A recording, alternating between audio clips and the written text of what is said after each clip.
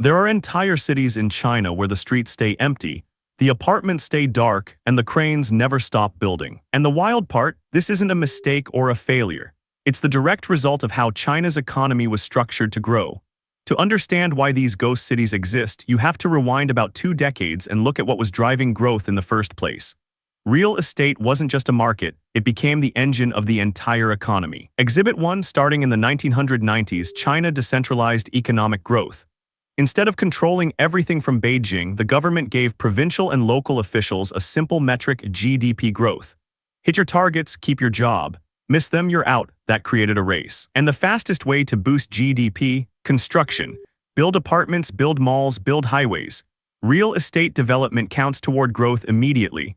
Selling those apartments, that matters less to the local official's scorecard than the act of building them does. Exhibit 2, land sales became a revenue source for local governments.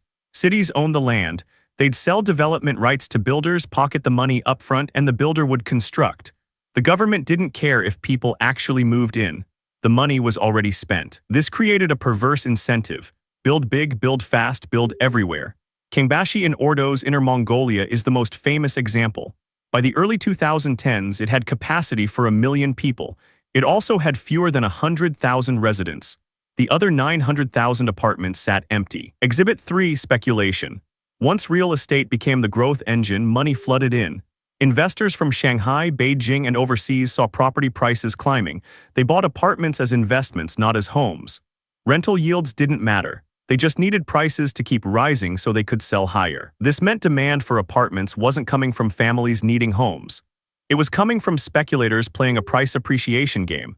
So you'd have buildings where 70, 80, even 90% of units were owned by absentee investors who never set foot in them. Now here's where the system started to show cracks. Population growth didn't match construction. China's birth rate was already declining thanks to the one-child policy. Rural people were migrating to cities, but not fast enough or to the right cities. You had supply with no matching demand. Exhibit 4, the pricing became disconnected from reality. In Ordos, apartments were selling for prices comparable to Beijing, a city with 10 times the population and actual economic output. The prices weren't determined by what people could afford or what renters would pay. They were determined by speculation momentum. Eventually, speculators stopped buying. The momentum broke, prices flatlined or fell. And then investors who'd been holding dozens of apartments realized they'd overpaid. They couldn't sell without losses. They couldn't rent them out profitably, so the apartments just sat. The government saw a problem. Ghost cities meant wasted investment, stranded debt, and slowing growth. So what did they do? They doubled down. They built even more, hoping population would eventually catch up. They offered subsidies to move people to these cities. They loosened lending standards so more people could buy. That worked for a while. Prices rose again. Growth continued.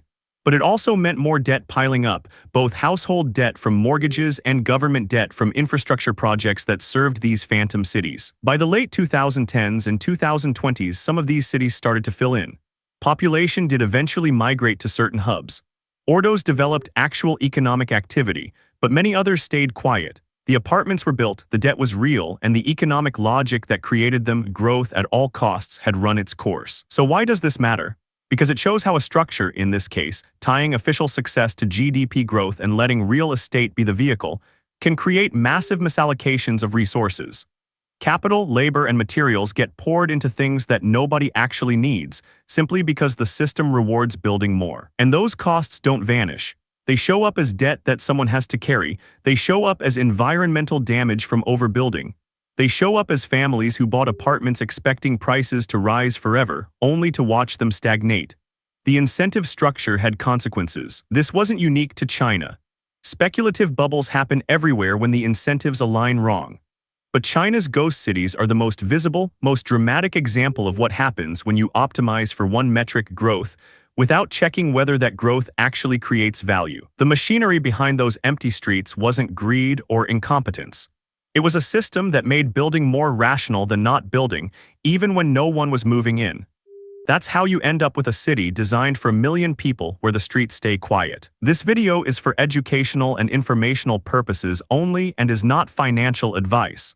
Always do your own research. Subscribe for more stories about the economic machinery behind the world's strangest phenomena, where the incentives reveal the truth. This video is for educational and informational purposes only and is not financial advice. Always do your own research.